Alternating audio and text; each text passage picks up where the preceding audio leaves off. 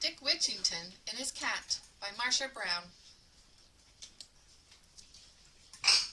This famous Old English story of the poor boy who became rich because of his cat and because he listened to Bow Bells, who endured as long as Robin Hood, a winning story for a child of interest to artists and collectors as well.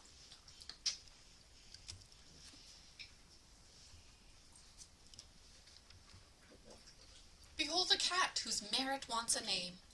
'Twas she that raised poor Whittington to fame.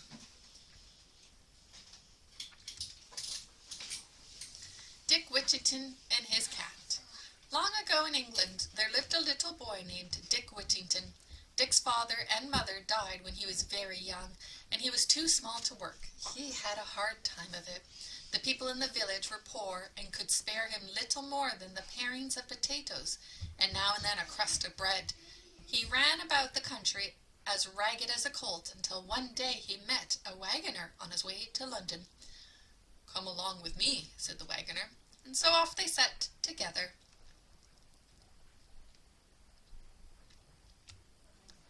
Now Dick had heard of the great city of London. It was said that the people who lived there were all fine gentlemen and ladies, and that there was singing and music all day long, and that the streets were paved with gold. As for the gold, "I'd be willing to get a bushel of that," said Dick to himself. But when Dick got to London, how sad he was to find the streets covered with dirt instead of gold. And there he was in a strange place, without food, without friends, and without money. Dick was soon so cold and hungry that he wished he were back sitting by a warm fire in the country kitchen. He sat down in a corner and cried himself to sleep. A kind gentleman saw him there and said, "Why don't you go to work, my lad?" "That I would," said Dick, if I could get anything to do." Come along with me," said the gentleman, and he led Dick to a hayfield. There he worked hard and lived merrily until the hay was made. Now Dick was again forlorn. He wandered back to town, fainting for want of food, and laid himself down at the door of Mr. Fitzwarren, a rich merchant. Here the cook saw him, and being an ill-natured hussy, she called him out. "On your way there, lazy rogue, or would you like a scalding to make you jump?" Just then Mr. Fitzwarren came home to dinner. When he saw the dirty, ragged boy lying in his doorway, he said to him, "What ails you, boy? You look old enough to work." "Sir, I am a poor country lad," said Dick. "I have neither father nor mother nor any friend in the world. I would be glad to work, but I've had no food for 3 days. Dick then tried to get up, but he was so weak he fell down again.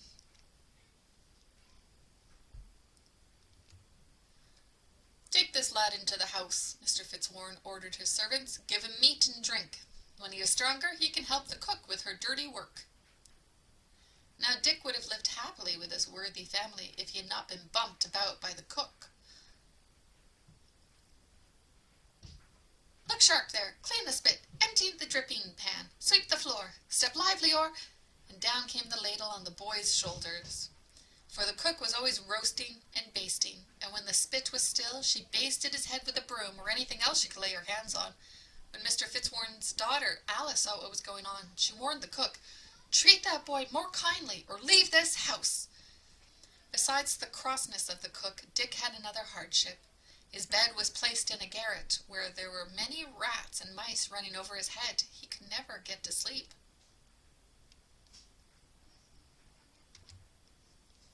But one day a gentleman gave Dick a penny for brushing his shoes. The next day Dick saw a girl in the street with a cat under her arm. He ran up to her. "How much do you want for that cat?" he asked. "Oh, this cat's a good mouser," said the girl. "She will bring a great deal of money." "But I only have a penny in the world," said Dick, "and I need a cat sadly." So the girl let him have it. Dick hid his cat in the garret because he was afraid the cook would beat her too.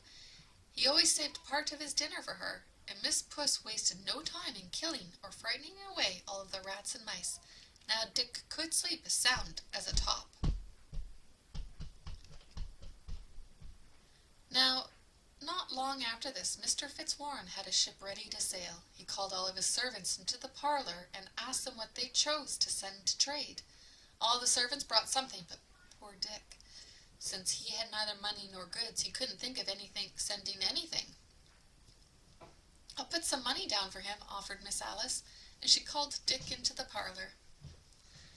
But the merchant said, "That will not do. It must be something of his own." "I have nothing but a cat," said Dick. "Fetch your cat, boy," said the merchant, "and let her go." So Dick brought Puss and handed her over to the captain of the ship with tears in his eyes. "Now the rats and mice will keep me awake all night again," he said. All the company laughed, but Miss Alice pitied Dick and gave him some halfpence to buy another cat. While Puss was beating the billows at sea, Dick was beaten at home by the cross cook. She used him so cruelly and made such fun of him for sending his cat to the sea that the poor boy decided to run away. He packed the few things he had and set out early in the morning on All Hallows Day. He walked as far as Holloway and sat down on a stone to rest. While he was sitting there wondering which way to go, the bells of Bow began to ring. Dong, dong. They seemed to say to him, "Turn again, Whittington, Lord Mayor of London." "Lord Mayor of London," said Dick to himself. "What wouldn't I give to be the Lord Mayor of London and ride in such a fine coach? I'll go back and I'll take the cuffings off the cook if I'm to be the Lord Mayor of London." So home he went. Luckily he got into the house and about his business before the old cook came downstairs. Meanwhile, the ship with the cat on board was long beating about at sea. The winds finally drove it to the coast of Barbary. Here lived the Moors, a people unknown to the English. They came in great numbers on board to see the sailors and the goods which the captain wanted to trade. The captain sent some of his choicest goods to the king of the country. The king was so well pleased that he invited the captain and his officer to come to his palace about a mile from the sea.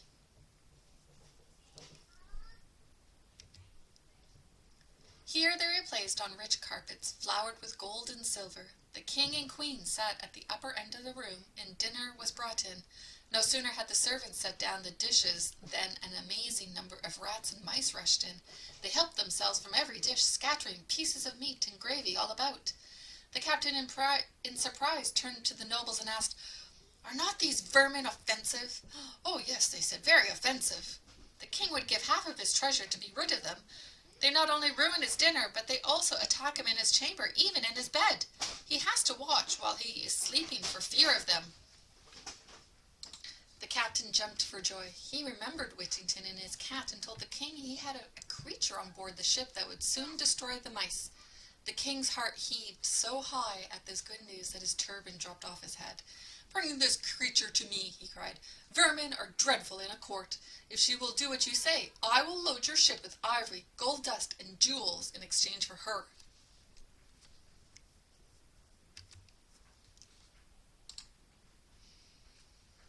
Away flew the captain to the ship, while another dinner was got ready. With Puss under his arms, he returned to the palace just in time to see the rats about to devour the second dinner. At first sight, the rats and mice, the cat sprang from the captain's arm. Soon she had laid most of them dead at her feet, while the rest fled to their holes. The king rejoiced to see his old enemies destroyed. The queen asked to see Miss Puss. When the captain presented the cat, the queen was a little afraid to touch a creature that had made such a havoc among the rats and mice. Finally she stroked her and said, "Putty, putty, putty," for she had not learned English. The captain put the cat on the queen's lap, where she purred and played with her majesty's hand and then sang herself to sleep. When the king learned that Miss Puss and her kittens would keep the whole country free from rats and mice, he bargained for the whole ship's cargo. He gave 10 times as much for Puss as for all of the rest. When the ship was loaded, the captain and his officers took leave of their majesties. A breeze springing up, they hurried on board and set sail for England. The sun was scarcely up one morning when Mr. Fitzwarren stole from his bed to count over the cash. He had just sat down at his desk in the counting-house when somebody came tap, tap, tap at the door. "Who's there?" "I've a friend. I bring you news of the good ship Unicorn." The merchant bustled up in such a hurry that he forgot his gout. He opened the door. There stood the captain and his officer with a cabinet of jewels and a bill of lading. The merchant lifted up his eyes and thanked heaven for such a prosperous voyage. They told him about the cat and showed him the caskets of diamonds and rubies they had brought for Dick. At that moment the merchant cried, "Go call him and tell him of his fame, and call him Mr. Whittington by name." Dick was scouring pots in the kitchen and did not want to come into the clean parlor. "The floor is polished and my shoes are dirty and full of nails," but the merchant made him come in and sit down. He took Dick by the hand and said, "Mr. Whittington, I sent for you to congratulate you upon your good fortune. The captain has sold your cat to the King of Barbary. She has brought you more riches than I am worth in the world. May you long enjoy them." When they showed him the caskets of jewels, Dick laid the whole at his master's feet, but Mr. Fitzwarren refused it. He offered them to his mistress and his good friend Miss Alice, but they too refused, and the smallest part. Dick then rewarded the captain and the ship's crew for the care they had taken of Puss and distributed presents to all of the servants, even his old enemy, the cook.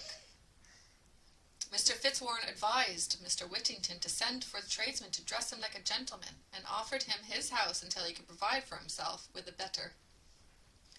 Now when Dick's face was washed, his hair curled, his hat cocked, and he was dressed in a rich suit of clothes, he turned out a genteel young fellow.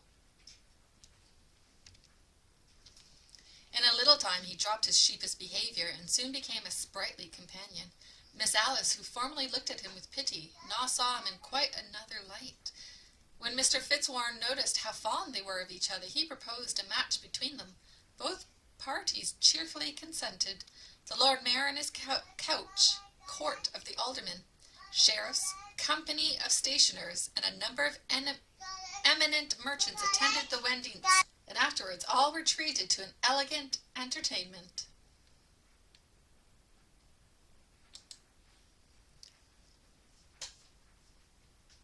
Whittington and his bride were called the happiest couple in England.